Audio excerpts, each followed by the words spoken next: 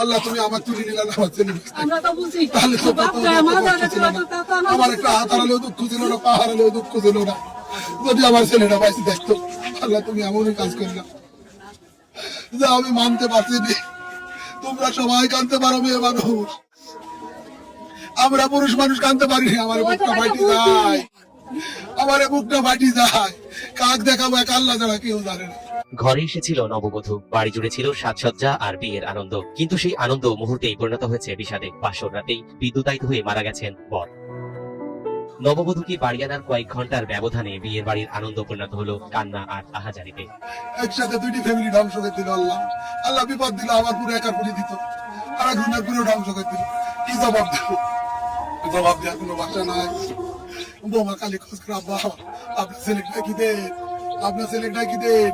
আমি কিভাবে এটাই কি দিব? ছেলে কি রাগ করে আছে যে বোঝাবো, মাপ তুই কি বিদেশ গেছে যে বোঝাবো যে না আমার ছেলে 5 দিন পরে আসবে। আমি তো ডাকি আমার ছেলে, আপনাকে সারা দিই না, কোনো কথা বলে না। আমার বৌমার আমার উঠে গেল, আমার পাগলি কিভাবে বুঝ দিব, আমার নিক কিভাবে বুঝ দিব, তোমারে কিভাবে বুঝ দিব। আর সাইদিমা পাগল লাগিছে, সবাই পাগল, কাক আমি কি বুঝ দিব, কারক সান্ত্বনা দেবো। 20 আগস্ট বৃহস্পতিবার কুষ্টিয়ার দৌলতপুর উপজেলার পোগলাবাড়িয়া ইউনিয়নে এই ঘটনা ঘটে। স্থানীয়রা জানান, বৃহস্পতিবার দুপুরে উপজেলার বাহেরমাদি এলাকায় আনাসের বিয়ে হয়। বিকেলে নববধূকে সঙ্গে নিয়ে বাড়ি ফেরেন তিনি। বিয়ে উপলক্ষে রাতে বাড়িতে নাচ গানের আয়োজন করা হয়। এই সময় প্যান্ডেলের পাশে চেয়ারে বসে থাকা আনাসের উপর একটি স্ট্যান্ড ফ্যান পড়ে যায়। ফ্যানটির মাধ্যমে বিদ্যুতায়িত হয়ে পড়ে আনাস। পরিবারের সদস্যরা তাকে দ্রুত উদ্ধার করে কুষ্টিয়া জেনারেল হাসপাতালে নেওয়ার চেষ্টা করেন, তবে হাসপাতালে তাকে নেওয়া হয়নি, পথেই মৃত্যু হয় তার। সবাই নাচ গান করছিল, আর ফ্যানে কারেন্ট হয়ে গেছে, আর ওই কারেন্টে ধরে একটা সাথে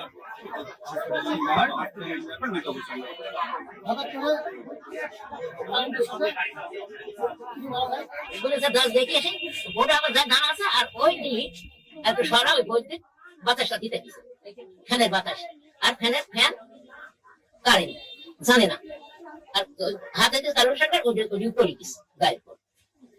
এই তো নিজের দরজাতে মৃত্যু হয়ে গেছে। পরিবার ও স্থানীয়দের ধারণা ফ্যানটি আগে থেকেই বিদ্যুতায়িত ছিল। এই ঘটনায় বিয়ের আনন্দের বাড়িতে নেমে এসেছে শোকের ছায়া। স্বজনদের আহাজারিতে ভারী হয়ে উঠেছে এলাকার পরিবেশ।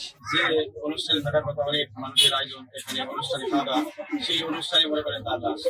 এই মনে করেন মর্মান্তিক ঘটনাতে তার ফ্যামিলিকে কিভাবে বোঝাবো, কিভাবে বুঝতে দেবো, যে বোঝানোর মতো কোনো কিছু নেই।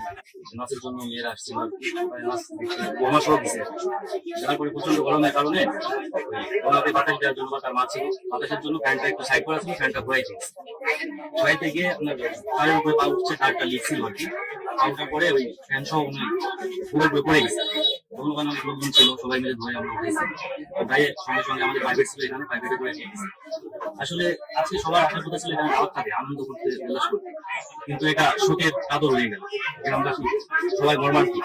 বিয়ের আনুষ্ঠানিকতা শেষ হয় বিকেলে। নববধূকে ঘরে তুলে এনেছিলেন আনাস। রাতেই হবু বউয়ের সাথে সেই আকাঙ্ক্ষিত রাত। সারা জীবন একসাথে থাকার স্বপ্ন বোনার আনন্দ, কিন্তু সেই আনন্দ আর স্থায়ী হলো না। গভীর রাতেই একটি স্ট্যান্ড ফ্যান কেড়ে নিল আনাসের জীবন।